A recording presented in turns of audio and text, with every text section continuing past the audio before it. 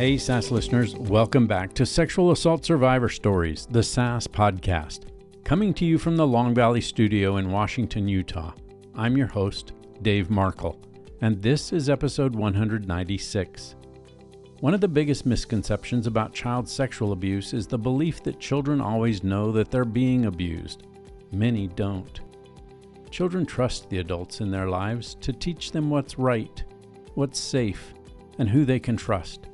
When one of those people entrusted with some of that responsibility becomes the offender, a child may not recognize the abuse for what it is. That's what makes today's guest story so compelling. Susan Bisaha was abused by a priest over the course of 8 years. For much of that time, she didn't realize she was being victimized. It wasn't until years later during therapy that she finally understood the truth about what had happened. Susan went on to become a licensed professional counselor, dedicating her career to helping others heal from sexual trauma. She also wrote a memoir that'll be released soon called And the Lotus Shall Rise, My Journey Through Clergy Sex Abuse, chronicling her own journey from confusion to understanding, which will be published soon. I think you'll find this conversation both educational and deeply moving. Here's Susan. Susan, welcome to the show, and thank you for being with me here in the studio today. Thank you so much. It's such a pleasure to be here.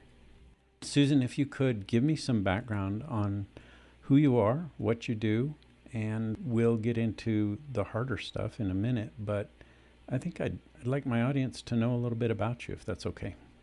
I am a psychotherapist in private practice here in Monmouth County, New Jersey. For any of your listeners who are familiar with Bruce Springsteen from Asbury Park, New Jersey, I live right outside there. Go Bruce. Prior to that, I worked in the schools for over 18 years as a teacher and a guidance counselor, and had the privilege of working elementary, middle, and high school. So I had the gamut in my career. I am a middle child, so that in and of itself, you should consider 2 or 3 podcasts because the dynamic there is quite interesting. That's true, and there's research that backs that up. Go figure. Yeah. Speaking of being a child, when I was young and growing up, I knew that there was something a bit different in the sense that I was that kid that kind of was 1 or 2 steps behind. The kids would laugh at a joke, for instance, and I would not understand it. And then they would laugh at me. I figured if they laughed, I would not, oh, okay, and going along with it. Not all the time, but I would say a good number of times I wasn't understanding it. And going through school, each grade got a little harder, a little harder. It was a Catholic school back in the 70s, so there wasn't any special services or whatnot. My only option was to figure out how to maneuver it. I must have guessed pretty well because I did pretty well in elementary school, except my father became ill when I was in elementary school, and I wanted to be a cool girl. I wasn't a cool girl. I wanted to be a really, really smart kid. I didn't think I was. I wanted something, and I began working at the rectory at our church. We were called rectory rats. We were kids that would answer the phone and answer the door, and for $1 an hour, that was cool cash, let me tell you. It was at that time that I encountered the person that changed my life in a pretty awful way. Looking back, Dave, I was really the perfect storm for him. People can size people up pretty quickly, and I certainly was that kid that was needy and wanted to please. So I ended up in a pretty difficult situation. Pretty vulnerable spot, yeah. Susan, if you would, explain to my audience what made you reach out to me and how you found the podcast to begin with. I found your podcast with a friend of mine who's helping me with social media. I just turned 60 last week, and I'm not going to speak of all. Thank you. Thank you. I am very illiterate with the internet and social media and terminology. So I told him about my experience and whatnot. And he said, you should try to do a podcast. I know what that is. I do know what a podcast is. And he recommended you. He gave me a list of different organizations, and I started reaching out, and you were the first person I heard back from. And I was so delighted because I spent many, many years, like I said, being behind and hearing no and hearing the negative things. So when you said, I'd love to have you, it really meant a lot. So thank you. It's my pleasure. I'm just thrilled that you decided to reach out to me.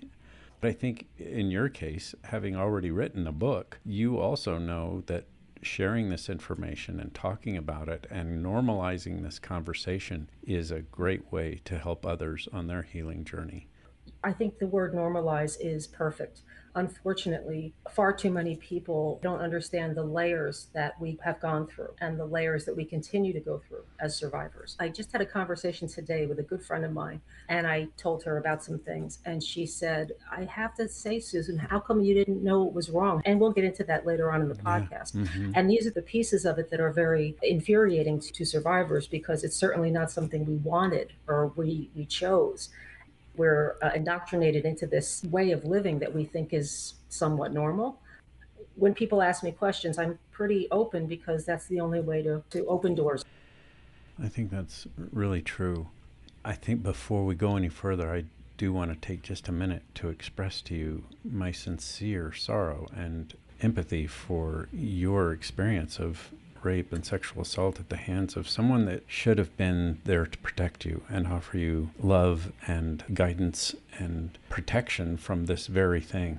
And so I think the fact that you went through all that and survived in a way that made you want to reach out to others is critically important. So again, I appreciate your resilience. I appreciate your courage. And I'll say this one more time. Thank you for being here. I vowed to myself I'm not going to cry. Truly, from the bottom of my heart, thank you for this opportunity.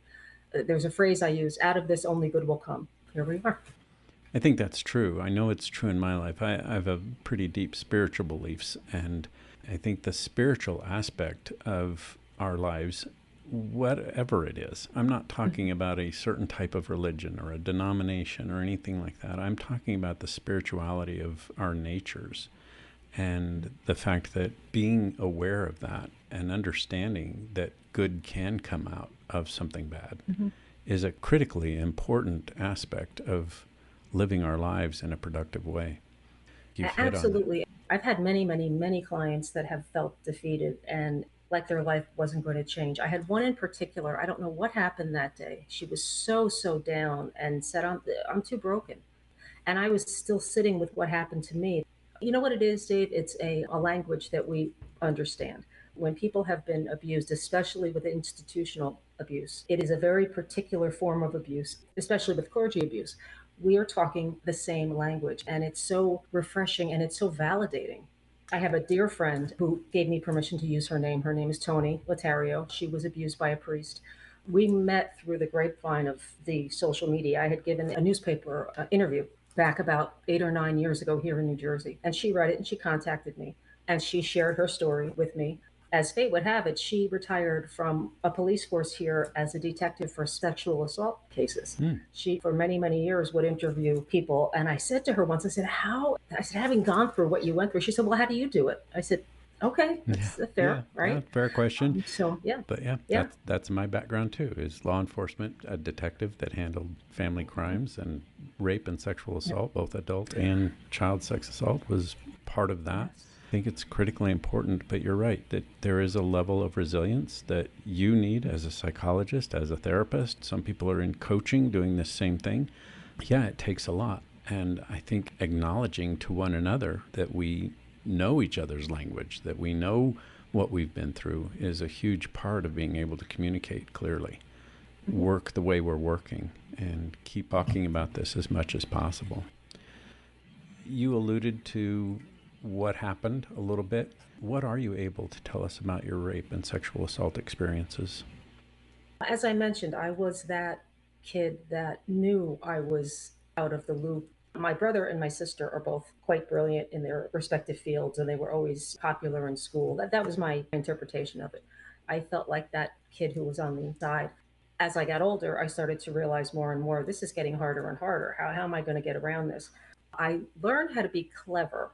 And then if I answered and it wasn't right, I would feel stupid. And I was called stupid as a young kid. It was the summer of my seventh grade year. I just turned 13, and my brother had already been working at the rectory. The rectory is the home that Catholic priests live in. So Mm-hmm. it's a house like any other. It's living room, dining room, private bedrooms upstairs. Dollar an hour. It was my first real job. There was responsibility. You had to pick up the phone. There were actual phones back then, like you pick them up and, Yeah, intercom and all that. the good old Way days. before cell phones, Yeah. way before social media. And I remember there was a big meeting with all of us. There were probably like maybe 15, 20 of us all together because they needed someone there from, say, 9 in the morning until 10 at night. And during school hours, it was different, but especially in the summer, they needed people. And so I wanted to do it right. I took my little notepad and pen and I, silly things, Hmm. where's the kitchen? And I would draw a little map because I desperately wanted to do it right and Yeah. to have them say, Susan, we like you. And there was a priest.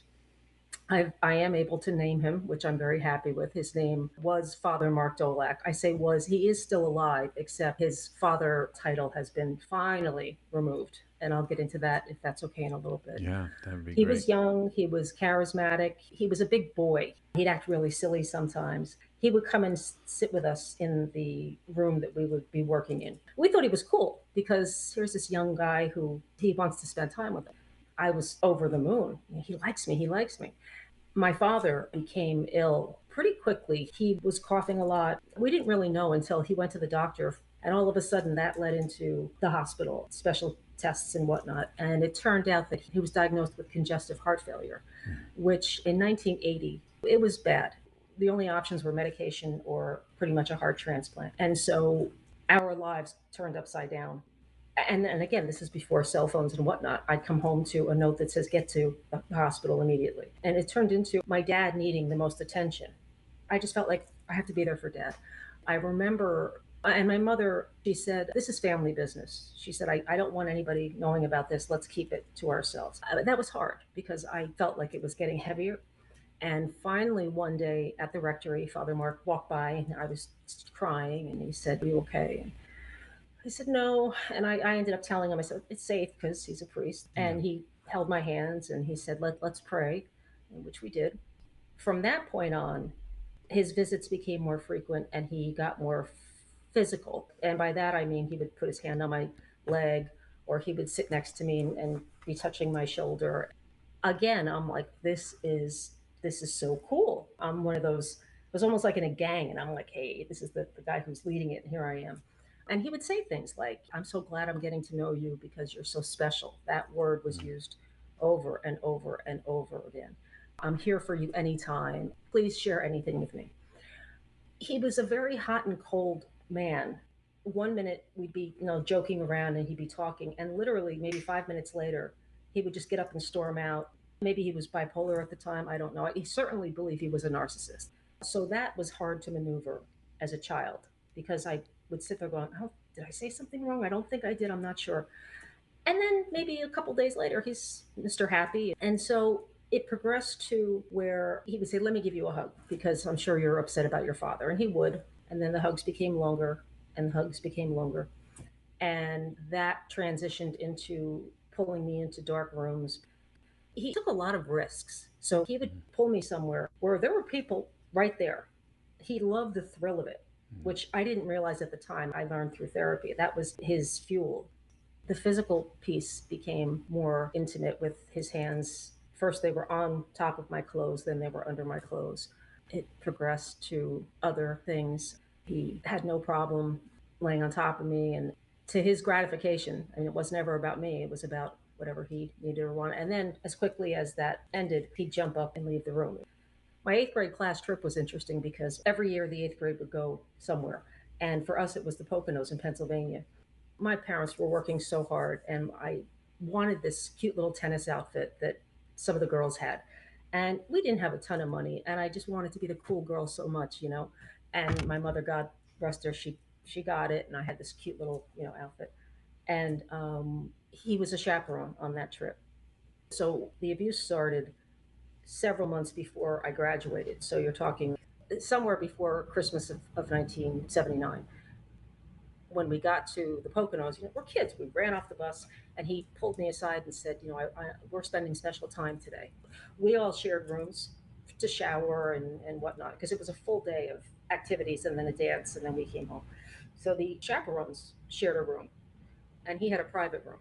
Now, by that time, I had been, the word I use is indoctrinated into this. It was Mm. an understanding that when he spoke, I listened.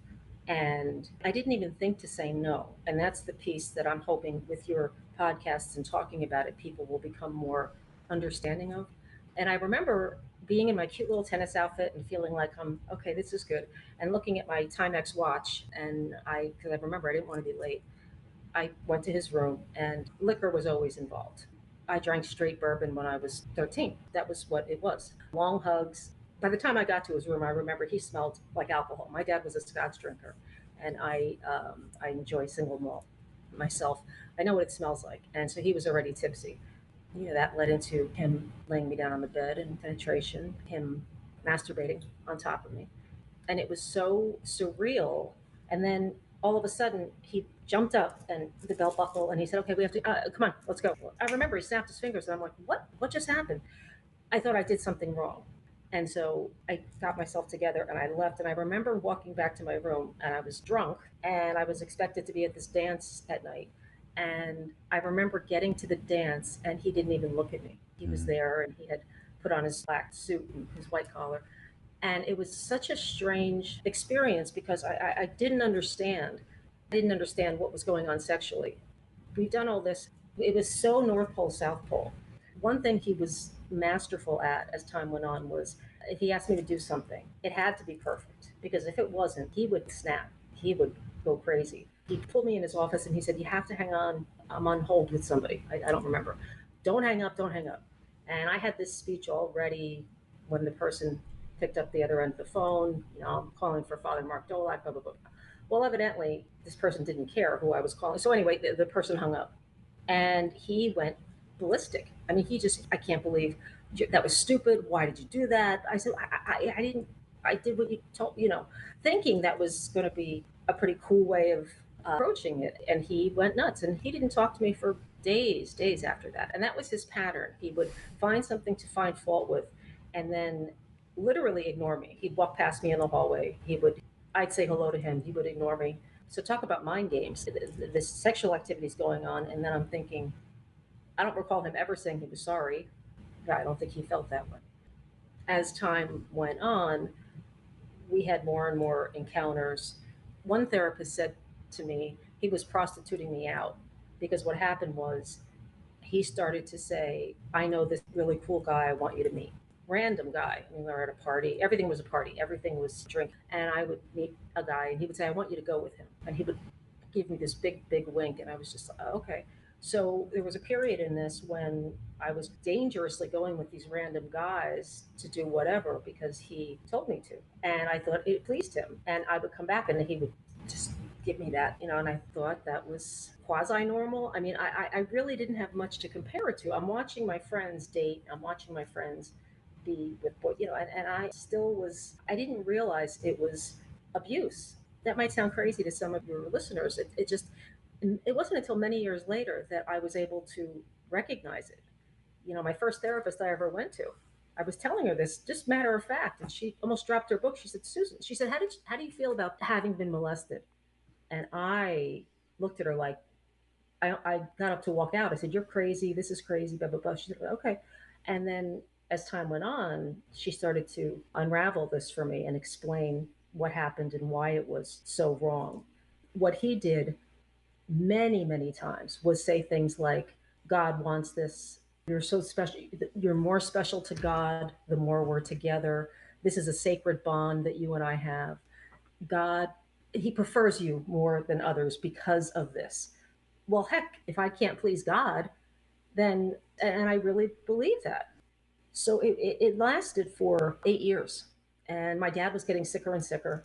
And that was a difficult piece to maneuver. I was coming home drunk. I was not making good choices, but he was really making the choices for me. Things happened in his car, they happened in the church, in the sacristy of the church, intimate acts. And my father died in 1988. It was a awful time. He was only 58, my dad, super guy. When that happened, it's like I explained to people, I felt like I was living in a snow globe. Like there was so much going on and so much that I wasn't. And once he passed away, I felt this settling, if you will. Like I was able to actually, it may sound a little strange, but oh, that's the color red. Or that's when I just wasn't seeing clearly. I started to question whether or not this was good, bad, indifferent. Once he started giving me to other men, he started to radiate towards, I guess I was getting too old for him. By that time I was like 18, 19. I saw him with younger especially boys. I felt like I was being replaced. And I actually felt jealous, which couldn't help because I was not special anymore. I wasn't the chosen one. Well, And and you it said was, you had been indoctrinated, and so that indoctrination process was coming to a close, at least in from your perspective. yeah, Yeah, yes. I can well imagine that that would have an impact of jealousy and hey, what's going on here? Yeah. And I have to tell you that with the drinking, I mean, I thought that was cool because I was 14, 15, 16. Here I am, like getting loaded in the afternoon. That's what kid doesn't want to get over on their parent in some way. It was a release from the tension at home with what Hmm. was happening with dad. He Sure. was, and it wasn't, if you don't feel well, you go to the doctor, or maybe with him, it was, he didn't feel well. He was in intensive care. And then all of a sudden he's back home, and then he's back. It was these big leaps. And Father Mark would, he went from being very kind and very understanding to, well, let's go drink. You'll feel better. Come on, let's go. Or he'd grab me and start his pattern.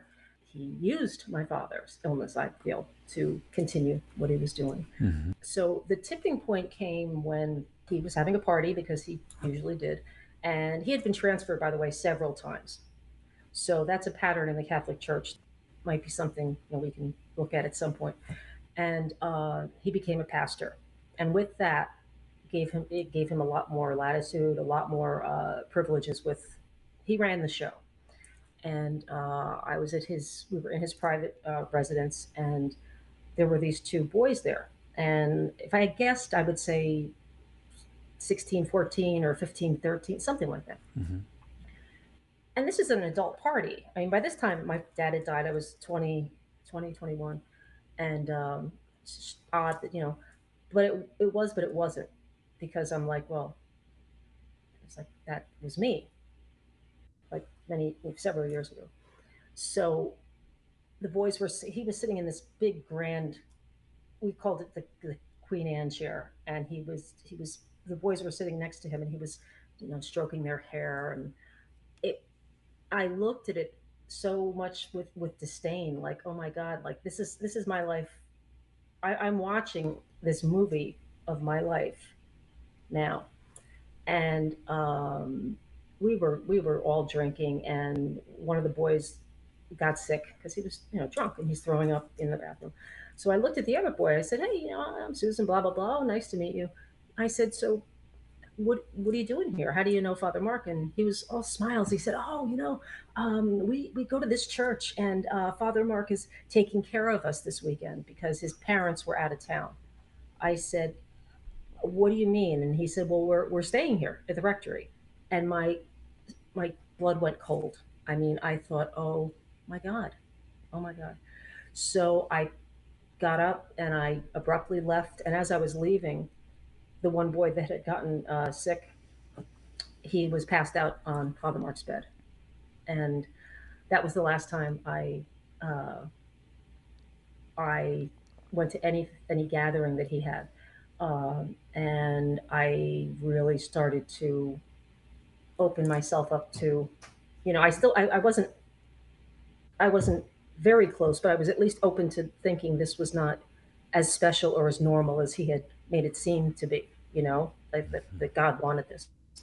And when I started my master's program in counseling, in the first class, we had to go to therapy for 3 sessions, because as a therapist, you want to experience it, to have, and that was the person and the only reason I was there was to have her sign my paper, and that was it. It was a Yeah. requirement. Yeah. And she was the one I told about this, and she just, and at one point really wanted to leave, but I needed her signature. So luckily, she was very patient, and she put up with me because I was not kind. I was pretty, but she explained about how the programming and the conditioning, and the grooming, and whatnot. And she taught me a lot. And actually, at the time, I I just started teaching, my first teaching job, and the benefits weren't great. And I wanted to continue seeing her, but I couldn't afford it at the time, whether it was the copayment or whatever.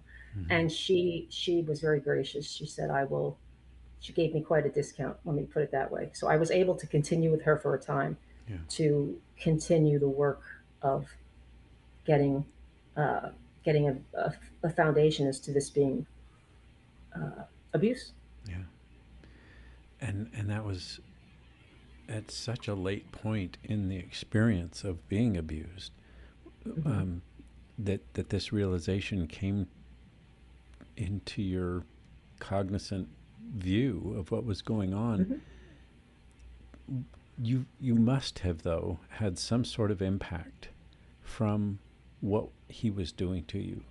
Did you think of it in a negative impact way, or was it still through that entire, what did you say, 7 years of abuse, that 8 years. eight Yeah. years of abuse, that you felt that it was kind of a privilege to be in his good graces and in his little category of, as you put it, special people, or a special person? Absolutely. He from the very beginning, he piled on with God wants this and God loves you, and we are so much more blessed than other people because this is what He wants for you. And so at I was 13, but I just turned it, so it was more like I was 12, and thinking I knew I wanted to be special. Somebody thinks I'm special. God thinks I'm special. That for quite a few years, I didn't feel like there was much much uh, that was bad about it or wrong about it. Right. And then when things would happen where he would go off and get angry, I would blame myself and he would blame me. So it was a battered experience. It was like a battered wife, a battered woman. Um, he Upstairs in his room, he called it the inner sanctum, and the workroom was here. And in order to get into the rectory and up the stairs, you had to go down the hallway past our workroom. And so often he would come in with friends, and you could smell they were smoking and drinking and whatever. And they'd go up the stairs, and the music would start playing. And I remember desperately wanting to be one of those inner sanctum people. Eventually, I was part of the inner sanctum, and then I realized after that I didn't want it. It was a very, very multi-layered situation. I've gone through many years of therapy. I've had wonderful therapists in my life who helped me. I've had moments where I didn't think I was going to make it another day. I mean, I'd be sobbing and hyperventilating and rocking myself, like a 20 plus year old person. And my therapist saying, this is part of the healing process. I had one therapist, she was good. I was in that victim mode for too long. And she said, you're not doing the work. I can't fix you. I can't make you better. And that's what I wanted. And she said, I'm going to terminate this because we're not getting anywhere. So I felt abandoned. She said, I don't want to, but I can't fix you. You have got to decide what you're going to do with this because, yes, you were a victim. Absolutely. And with that came, and now what? Now what? Now what? The way I deal with many of my clients is similar. Everyone has had trauma in their life, or everyone has been traumatized in some way. So it's all about, okay, we're going to acknowledge it. We're going to get it out of you. I believe that we have to wring it out and get angry and then say, now what? Again, I've been fortunate to have good people that help me with that. Friends, relationships, I've never been good at. And I don't blame him directly for my choices. I take complete responsibility for all my choices, except he was a narcissist, cold narcissist, and I ended up marrying two narcissists. So, shocker or not, no. And I finally have been realizing my pattern of behavior with people and how I treat them. Can I ask you a few questions about those early years when it did feel like you were special? It sounds to me like what you're describing is that there wasn't guilt because you were loved by God. He put Oh, you yeah. in this special situation. There wasn't shame. Mhm. When did that realization come, or did it not come until you started therapy? I did not accept I was molested until my first working Therapy. with my first therapist. As time went on and the different dynamics came into play where I would go off with these random guys, and it still wasn't clicking. Mm-hmm. After my dad died, again, I felt that I had a lot more latitude to breathe and to think and whatnot. And as I say it, it must sound a little peculiar, except many survivors will say that you continued it because that's what you knew. Some people, for instance, who get involved with cults, some people are in their 40s, 50s, 60s. We tend to get pulled into things that from the outside are not great. And certainly I was ripe for the picking. It was very strange. But as someone who went through all of that, the impact came late, but it must have been devastating. As you said, the sobbing, the crying. How did that realization then, that not only were you being sexually assaulted, raped, but you were being trafficked on top of that, when that did come to light and your cognizant awareness became enlightened to what the actual facts of what had been going on for those many, many years, can you talk about the impact that that had on your life, how it turned your life into an upside down world? Well, first of all, my family did not know anything until several years after the last event. I didn't tell a soul. In a drunken state, I mentioned it to a friend, which turned out to be a terrible idea because through the therapist I was working with, she recommended that I go to see a lawyer. And I thought, oh my gosh. I said, I'll just go talk to the church and everything's going to be fine. And she Mm. said, probably not. And I thought she was horrible. And, yeah, little did I know, right? So I did try it on my own. It didn't go over well. I did get an attorney and I ended up signing an NDA, a non disclosure agreement. Right. Of course, they didn't admit guilt, but I did all this with no one knowing. My family, my dad had passed. I didn't go into it with anybody. And when I signed it, I wanted therapy. And they gave me, such a small piece of, I was given $15,000. And after the attorney, it was 12. And my attorney kept saying, you'll go to therapy and it'll be like it never happened. You're going to be fine. Everything's fine.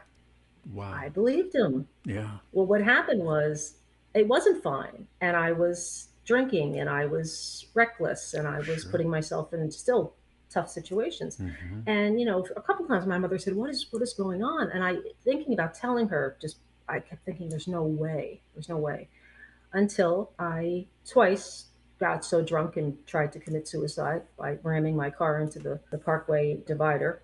The first time I remember driving towards it, and the next thing I remembered, I was home in bed. Vomit was it was awful, and that was one of the both times one of the dumbest things I've ever done. I don't have a lot of regrets. I regret putting other people in harm's way. I'm so embarrassed by even saying I did that. The second time, as God is my witness, it wasn't getting better, and so I went to my dad's grave. I said, I'll see you soon.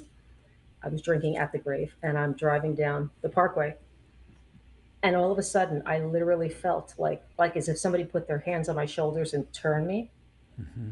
like back on the lane, and I was stunned. And I very carefully moved over. I put my flashers on, and I just sobbed and sobbed and sobbed. That was it. That was my dad. I know that. It was after that through again more therapy I realized I had to tell my family because I needed their support. They had a tough time with it, and in their own ways they were very supportive. So a lot. Shift is a lot. For me, as I sit here and listen to this, it fits with so much of not only my experience as a detective, but also my experience as a trainer consultant and all the mentoring that I've gotten from psychologists and psychotherapists and sexual assault researchers. Some of my biggest help came from Dr. David Lisak and Dr. Jim Hopper and people who spend their lives studying rape and sexual assault and what it means to be victimized and what it means to have a perpetrator mindset. But when I think about your experience, I know there are going to be people in the audience thinking, how did she not know? How could she not have understood? And I think there's so much to be said for that naivete because of the way you were brought up and what you experienced getting into that realm of being that person that was chosen to be a courtesy, be a person who was there to answer phones. And so, yeah, it puts you in a completely different mindset to begin with. And then the way he groomed you was just so textbook. But if you're not brought up in a realm of knowing that premarital sex or sex from somebody who's supposed to be taking care of you is actually abusing you, why would you know that? You don't know what you don't know. No, even now with social media and so much discussion about don't let people touch your private parts, it's still going on. So it really is about someone taking complete advantage of another person's naivete and their fragile state, which I was in. And I've learned an awful lot about narcissists, again, marrying to and with him.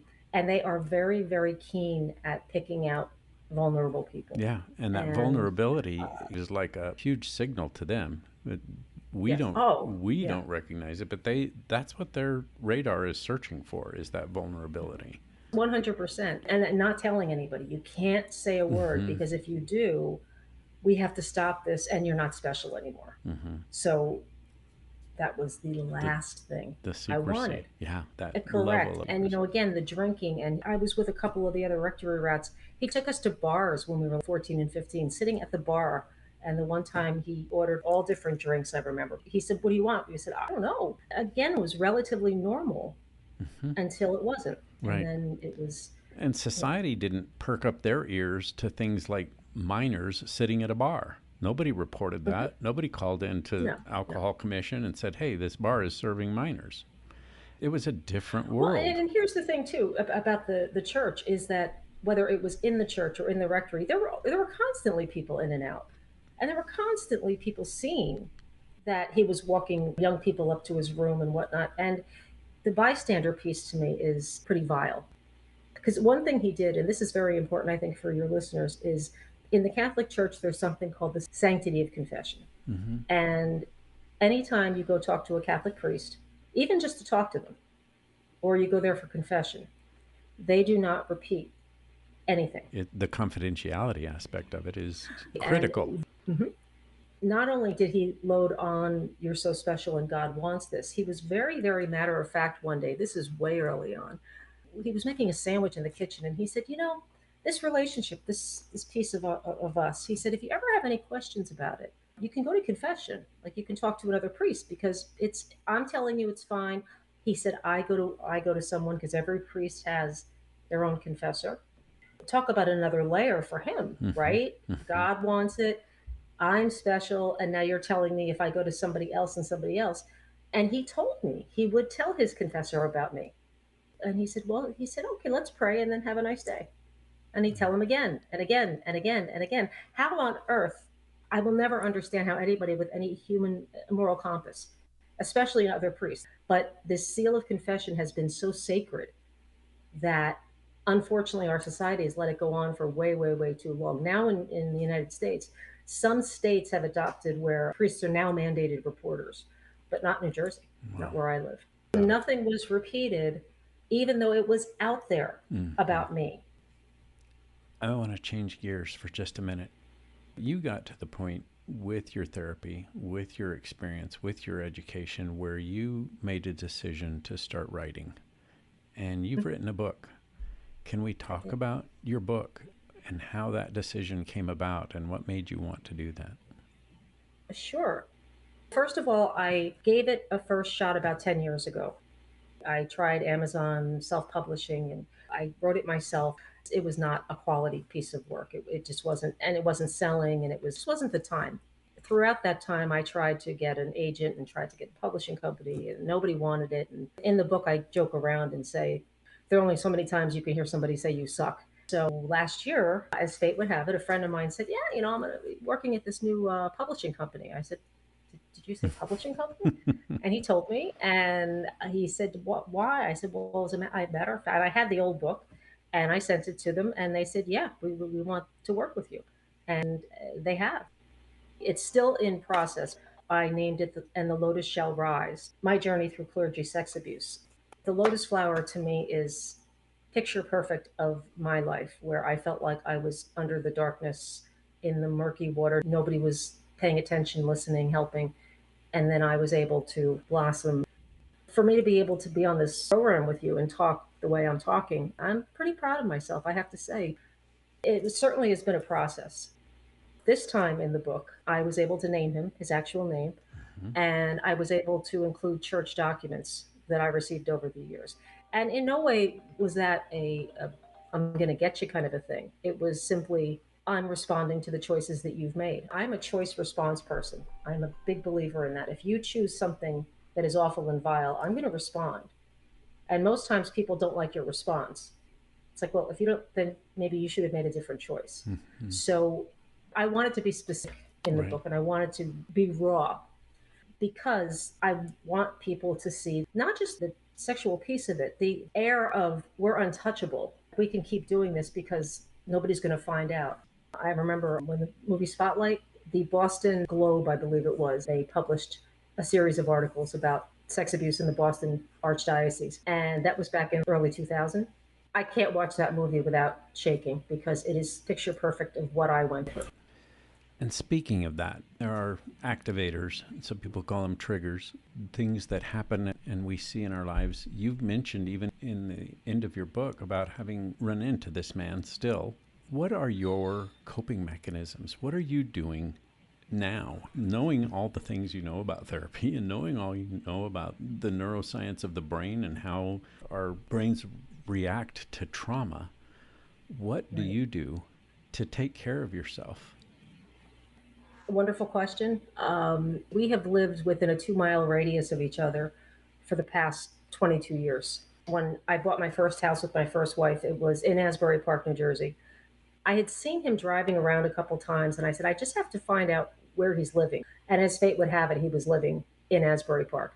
And my wife at the time said, oh, listen, we don't have to do this. I said, I can't keep running. We could move to Alaska, and you can move to Alaska. Hundreds of times I've seen him at the supermarket, in a bar, in a restaurant. In the beginning, I would melt. I would fall apart. I would have a panic attack. As time went on, I'm not religious, but I consider myself spiritual. And I started to recognize this as, this is part of your healing, Susan. To me, the universe was saying, I know this is extremely painful. It's just, we are actually helping you by exposing you to him because you're stronger than him. You have this. You have to make your life what you want. As time went on, I was having less meltdowns and less shakiness to where I recently saw him. And yeah, I had that twinge in my stomach, except it wasn't anywhere near where it had been. I was at the supermarket one day and I was driving to park. And if you can believe this, he walked right in front of my car with his cart. And you know what? I've learned to love myself so much more. I'm not that kid. I'm not that brazen hussy that some people painted me to be. That was something else too. Is my experience with the church was different than the boys. The boys somehow were victims. And I had a couple priests tell me, well, he was attracted to you. Father Mark had feelings for you.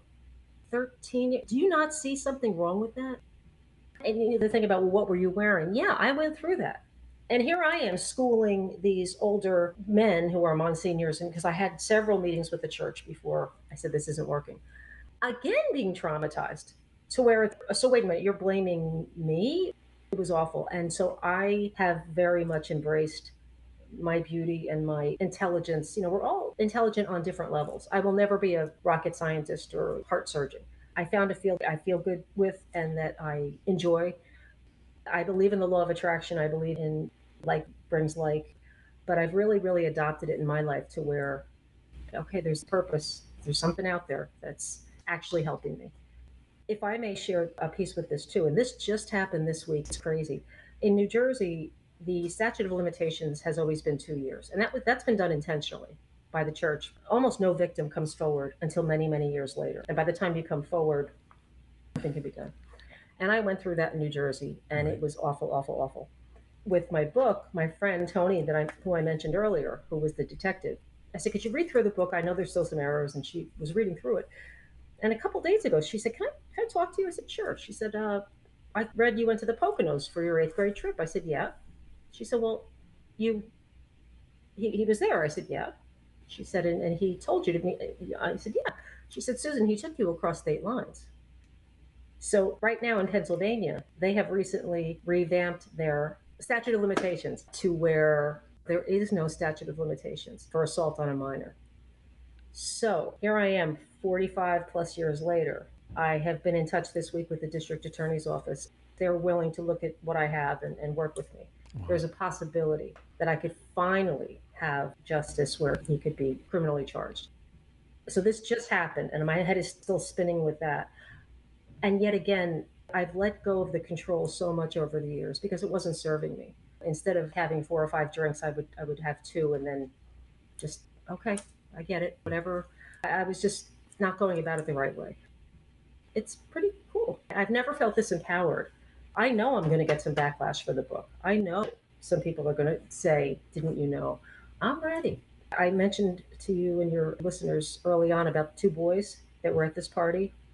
I believe it was the beginning of this year. I got a phone call from an attorney representing one of them who he came forward and he was involved in a civil suit. And she said, we're wondering if you could help us if it goes to trial.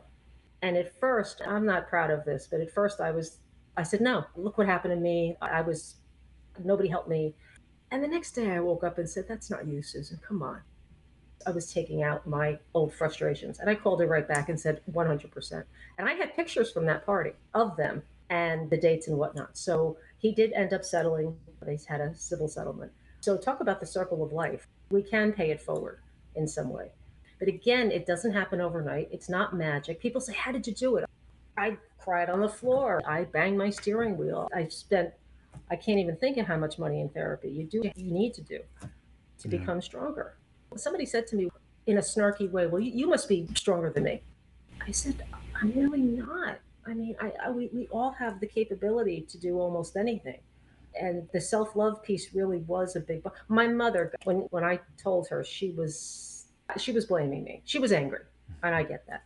As time went on, she started to open up and ask me some questions. And she became my strongest advocate. She was so wonderful. She wrote the bishop this scathing letter. I was very, very blessed to have that. Not everybody has that. So I can tell you that was a big part of my healing as well. I think there's, as you mentioned earlier, so many layers to all of this story and all of what we've talked about today that I can see we need to do more episodes down the road. I really don't want this to end, but we've got to realize too that there are restraints on time and there are restraints on what load listeners can handle. And I think that we have come to a point where I need to say this has been fascinating and intriguing and compelling. It's been insightful, but I want to do some more of this and wonder if you'd be willing to come back in the not too distant future. I will come back in a heartbeat. And I'm so grateful that I'm in a place right now that I can help people without breaking down or help. And I want to do that. And so moving forward, it's a privilege to know you and to be part of your organization. And thank you for all of your work and all of the blood, sweat, and tears you've poured into your organization, because we just haven't had a voice. And now we do. And it doesn't take much. Like sometimes people will say something so small, but it has such an impact. Even if somebody has a court date and they need somebody to be there, and okay, if I can make it, sure, because that's how I feel about it. Many survivors are not here. They took their lives in one way or another. Drug use, alcoholism. I didn't get into drugs, but I was drinking pretty heavily for a while. And so I'm very, very fortunate to be here now at 60. And my hope for the book, again, is that people will be able to take something out of it. Maybe they weren't molested, but maybe they grew up feeling stupid, or they weren't the cool kid. Maybe that'll help. But yeah, I'm very happy if we can reconvene and can continue. Right. Well, Susan, thank you. It's been a privilege and a pleasure to have you with me. I look forward to staying in touch and doing this again. I do too. Thank you. Thank you, Susan. That does it for another episode of Sexual Assault Survivor Stories, the SAS podcast. Susan, thank you for sharing your story with us. During my years as a detective investigating child sexual assault, I worked a number of cases involving children who didn't realize they were victims. That may seem difficult for some people to understand, but it really shouldn't. Children don't evaluate the behavior of trusted adults the way other adults do. They depend on those adults to define what's normal, what's appropriate, and what's safe. When an offender deliberately exploits that trust, a child often accepts what they're experiencing simply because they have no reason to believe otherwise. Susan's story is a powerful reminder of that reality. It also reminds us why so many survivors don't disclose their abuse until years or even decades later. Sometimes it's because they're afraid. Sometimes it's because they think no one will believe them. And sometimes, as you've heard today, it's because they didn't yet realize or understand what was happening to them as abuse at all. Susan, thank you for having the courage to tell your story. I have no doubt there are people listening today who recognized part of their own story in yours. And because of your willingness to speak, they may now better understand what happened to them. To my audience, thank you for listening. Please let others know about this podcast and this episode. And please do what you can to help bring justice to victims and survivors of rape and sexual assault. A good place to start is by believing and being willing to have honest conversations about the realities of sexual violence. The more we normalize these conversations, the more we make an impact on eliminating rape culture in our society. Because whether we realize it or not, we all know someone whose life has been impacted by rape or sexual assault. We'll see you next week.